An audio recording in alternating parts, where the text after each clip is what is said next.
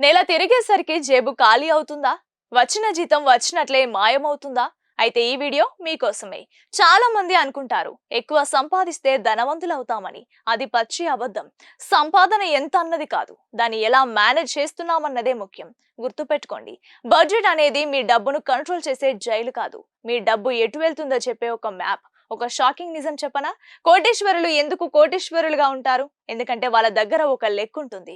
పేదవాడు ఎందుకు పేదవాడిగానే మిగిలిపోతాడు? ఎందుకంటే వాడి దగ్గర రేపు అనే ప్లాన్ ఉండదు. ఇక్కడ ఒక సింపుల్ లాజిక్ ఉంది. అదే రూలర్ థియరీ. ఇప్పుడు ఒక చిన్న పని చేయండి. 50/30/20 రూల్ పాటించండి.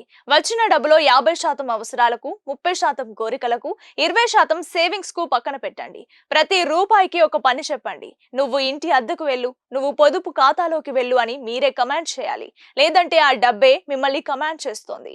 మీ ఫైనాన్షియల్ జర్నీకి గూగుల్ మ్యాపే మీరే అవ్వాలి. ఈ రోజు నుంచే బడ్జెట్ రాయడం మొదలు పెడతారా లేదా? కింద కామెంట్ చేయండి.